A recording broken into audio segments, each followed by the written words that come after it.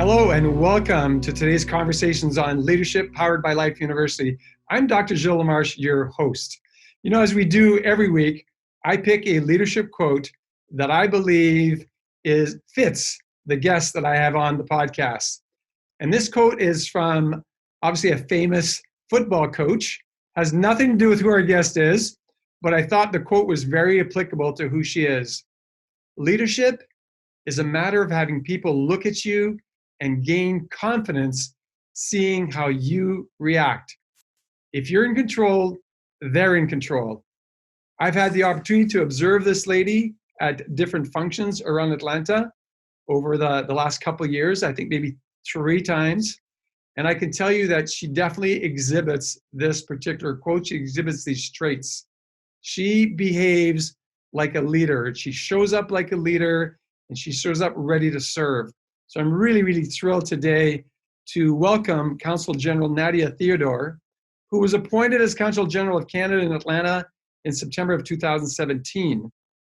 As Consul General, she is the head of Canada's diplomatic representation in the Southeast United States.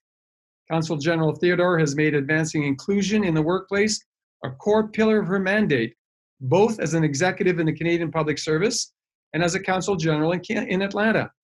She is committed to making sure that the public sector is included in the global conversation on diversity and inclusion within organizations and the deliberate work to build inclusive teams, including and especially at senior levels. Consul General Theodore, thank you so much for joining us on today's Conversations on Leadership. Thank you so much, Gilles. I should actually say bonjour. Comment ça Bonjour, va? madame. At least when we get to see each other in Atlanta, we get to speak French for a bit, don't we? I know, right? So that we don't get rusty. Exactly. But again, such a pleasure and an honor to have you join us today. It is a pleasure for me to be speaking with you and to be able to interact virtually with all of your guests. Thank you so much for the opportunity. Well, thank you. So let's get right into it.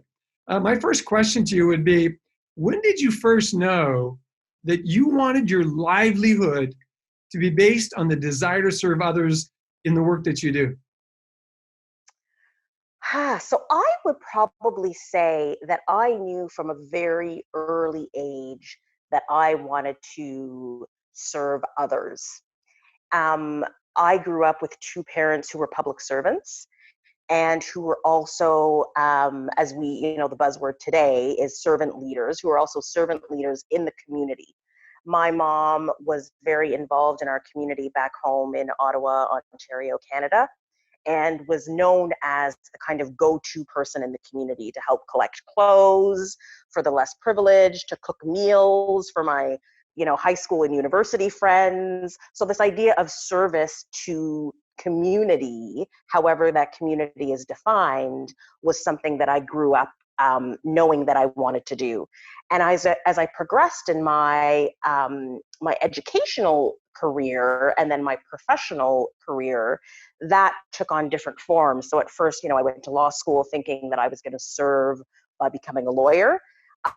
Realized that that's not exactly what I wanted to do. And then I actually got a summer job in the federal public service. And it was me observing the leadership at the Canadian Revenue Agency, which was where I was working at the time, that really showed me that, this is how service is going to look for me. This is how I'm going to serve my community by helping to create public policy that's going to serve the whole of a country. And then when I joined the Federal Foreign Service, the equivalent in the United States of the State Department, it became even clearer to me that I could combine this idea of representation of one's country with the idea of public service. So it was a progression that led me to knowing that this is exactly what I wanted to do and this is how I was going to serve. Oh, what a beautiful experience! To hear you say, you saw your parents, you maybe picked your mother as a bit of a model, and then as you entered the workforce, you had other discoveries that led you in the same direction that you had experienced as a young lady. Absolutely, absolutely. Maybe it's confirmation bias, but it ended up being pretty good. Well, that's good. So, you mentioned your mother, but can you name another person who had a tremendous impact on you as a leader? Maybe someone who's been a mentor along the way, and why and Yes. how did that person impact your life, allowing you to become the leader that you've become? Yeah. So I have been lucky because there are several people, and whenever I get the opportunity, I always give them a shout out and name them, because there have been several people who have allowed me to be and get to where I am. Um, Christine Hogan, who is a deputy minister in our federal public service in Canada, and for whom I worked for. Timothy Sargent, another deputy minister that I worked for. Ailish Campbell, who is our chief trade commissioner, who is and continues to be a great mentor of mine. Bruce Christie, who was my boss when I served in Geneva, Switzerland. So I have had, and the list could go on and on and on, including people who worked for me who I consider to be mentors. Carolee Stevens, so many people. Uh, but there is one lady I have to say, and many of your guests across the United States who may maybe follow the Canada-U.S. relationship know her. Her name is Kirsten Hillman, and she is currently Canada's ambassador to the United States, based in Washington, D.C. And I worked with her in Geneva, Switzerland, and then worked for her when she was the chief negotiator for the Trans-Pacific Partnership negotiations, and I was one of her deputy chief negotiators. And she, I have to say, is the single one person who, from the time that I met her and worked alongside her in Geneva, modeled to me what leadership should be. And all the warm and fuzzy things, right? She's a warm person. She is very empathetic. All of those things. But to me, the one thing that has been most instrumental for me, being in her presence and learning from her, is the fact that she is a person that has always given me hard advice. So she has never shied away from saying to me, you know what, Nadia, this is what I think that you should be doing differently.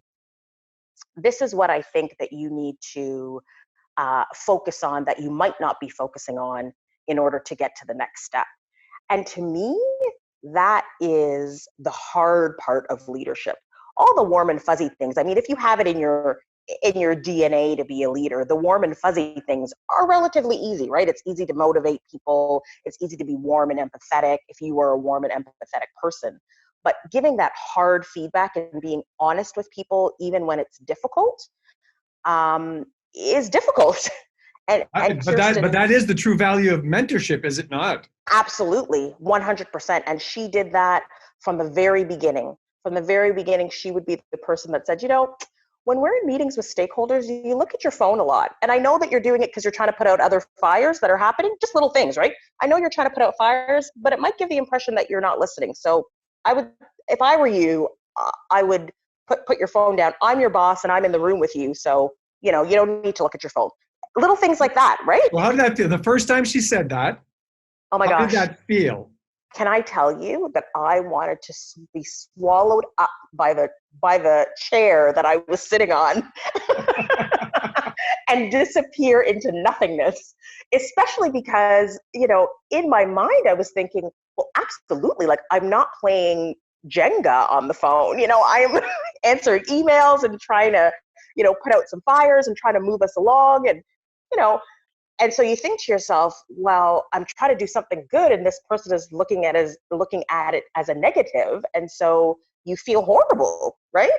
Um, you feel horrible, And but then again, how quickly did you start appreciating those comments instead of feeling horrible as a mentee? yeah, that's a good question. I think that if I'm honest with myself, I think I probably in the moment felt horrible and then thought, well, she, she's too senior to understand all of the things that I need to do. She doesn't get it. The little people that are doing all the work.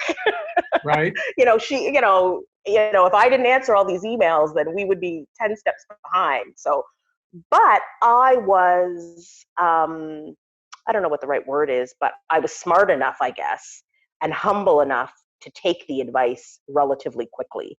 And even, and this is to me, actually, you know what, Gilles, to me, this is the trick, that I decided to take the advice, even if I didn't fully believe it at the time. I decided, you know what, she is my mentor, she is my boss, and she has asked me to do something, and so I'm going to do it. Even if I don't fully 100 buy into it, I'm going to do it. And by doing it, it was very quickly that I realized, oh my gosh, she is right, in fact. And, this is years later. I know 100% that she was right, in fact. So I think that is also a good lesson that we can all kind of take away, that sometimes you do have to listen to the advice and trust that it's going to take you forward and move you to the next level, even if you don't necessarily 100% believe that it is, the best advice, or that the person knows exactly what they're talking about. Trust that they do. They're telling you for a reason. They're in a leadership position. Trust them, and you might soon find out that they were more right than you maybe thought at the beginning. What a wonderful example that you're giving to our audience of something that they could look at correcting themselves. Because in the virtual world that we live in, I know personally, I've been to a lot of meetings where people are doing that around the table. And that's exactly the thought that I have, is they're not even paying attention. So Mm-hmm. good for you for picking up on it and making it happen. And also the qualities, you shared two qualities that she had. You talked about the warm and fuzzy, and she was empathetic. Sometimes people think that leaders have to be hard, but no, we don't have to be hard, do we? Empathy is a key to connecting with another human being, so that because she was empathetic, you were more likely to accept and receive the hard advice, which is the other mentorship quality that you talked about. Exactly, 100%. And I think that her empathetic spirit and her deep knowledge, right? She's very well respected, and I respect her. Um, Allowed me to take in that advice again, regardless of whether in the back of my mind for a while I was thinking, well, she doesn't really get. She'll see that once I'm not looking at my phone, less will get done, and she'll ask me to pick it back up. So other than these qualities that we've mentioned already in the first few minutes, what's another characteristic that you believe every leader should possess? Well, listen, so this is maybe a counterintuitive, or maybe not, but it was counterintuitive for me until quite recently. So I think that one of the most important characteristics is having thick skin. And I say that because as a leader, and this is one of my favorite quotes, and I actually now have it up in my office. I printed it out and framed it. And it says, if you want to please everyone, don't be a leader, sell ice cream. Oh, I love And, it. and I love it because, especially for people, I tell people all the time, I suffer from people pleasing mentality. I'm a recovering people pleaser. And as a people pleaser, who's also a leader, sometimes, you get caught up in wanting to please everybody and have everybody like you and make decisions that everybody is going to be rah-rahing over, right? You have that as your barometer as a leader. And it's impossible for everybody to be 100% behind every decision that you make. And there will always be people who think you could have done it better or differently. And that is the nature of running an organization and leading teams. And if you don't, and we can see that right now as we are dealing with COVID-19. I think about some of the leaders in Canada, our chief public health officer, our consular teams around the world.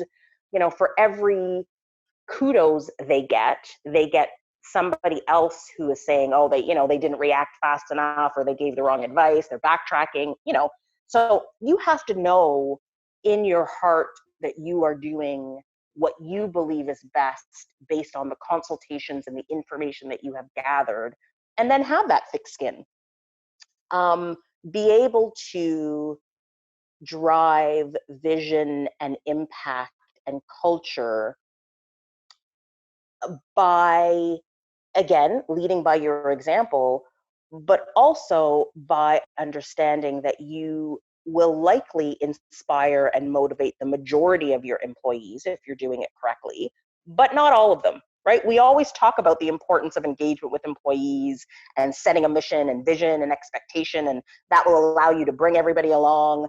But we very rarely talk about the fact that there are usually in every organization a couple of people who we might not convince, who might not get brought along, that despite your empathy and your encouragement and your vision and goal setting, they aren't interested. And that could be for a variety of reasons. But you have to make sure that you don't give those people too much energy, because you risk setting back your own organization, and you risk alienating the majority of your employees who are actually along with you for the vision and the ride. So it does take a certain amount of thick skin to be able to do that. It certainly does. Great advice. In situations like that, I have a tendency to quote the Peretta Principle, the 80-20 rule. Yes. Focus on the 80%, on what's going to happen 80% of the time, and let the rest go.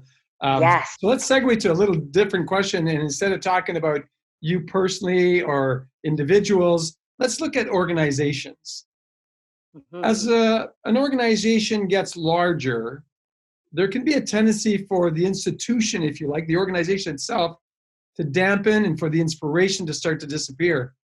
How do you keep this from happening in your organization as you lead your entire team? Mm-hmm. That's a good question, especially particularly relevant for me, right? Because we work for the government of Canada. So, approximately 250,000 employees around Canada and around the world, obviously, right? Because we have representation abroad. And then in Global Affairs Canada, so again, that's the equivalent of your State Department. Actually, it's a combination of your State Department, USAID, and your United States Trade Representative. Actually, it's all rolled up into one department for us. There's about 6,000 employees around. Yeah, 6,500. And so, coupled with the fact that we do have offices abroad, and that for those offices abroad, we employ Canadians and locally engaged people. That's a lot, right? And so that's a lot of machinery and a lot of institution that can, in my organization, it really shows up as people not feeling connected to the center, and therefore not being necessarily connected to the vision, and then not bothering maybe to be creative, right? Really just waiting for direction and being very good at execution, but not so good, as you said, with this idea of inspiration and creating inspiration themselves in their daily jobs. And what I do, and I've gotten better at this, I think, over the last several years, is I'm just very honest with people about it, right? So for as many times as people say to me, what do you think that we should do, boss? I turn it right back at them. Well, what do you think you should do? I'm actually going to do exactly what you think you should do. Give me a couple recommendations, and we're going to go with one of your recommendations. And so people know that not only am I trying to get them to think of ideas, but we're actually going to execute one of their ideas, right? So it helps for them to become inspired and to continue to innovate, I suppose, and to inspire change and innovation in the organization, because they know that their ideas are being picked up on and used in the daily work that we are doing. And I see that as a great leadership quality, because what you're doing is you're engaging your team and you're inviting them to be active participants. And if they're active participants, they're going to be more inspired. And so, what you're sharing, leaders don't have to tell people what to do. Leaders need to bring people up. Exactly. And, and oftentimes what we need to do is get out of the way, right? The more that we get out of the way and let people do what they do best, the more that people will demonstrate to you what they do best. You're so absolutely right. Yeah. And sometimes that takes a little bit of time, right? Sometimes people aren't used to using that muscle, especially in large organizations that are, that have a history and are known for being less agile. But it's important, especially in large organizations, to make people and to encourage people to have their own voice and have their own ideas, and for organizations to use those ideas. Absolutely. So in closing, the final question for our time together today, what advice would you give someone going into a leadership position for the first time?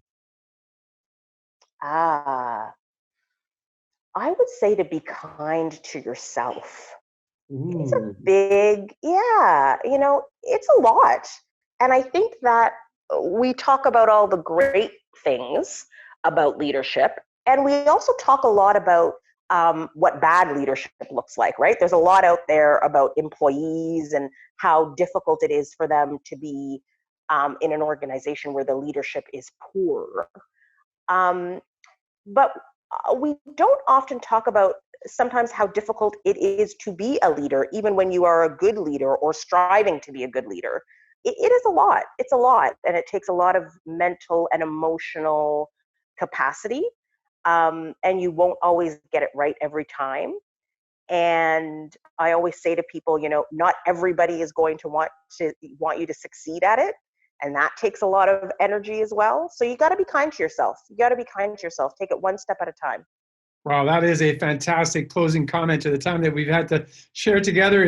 It's brief, but it has been powerful. So Consul General Theodore, thanks so much for joining us on today's conversations on leadership.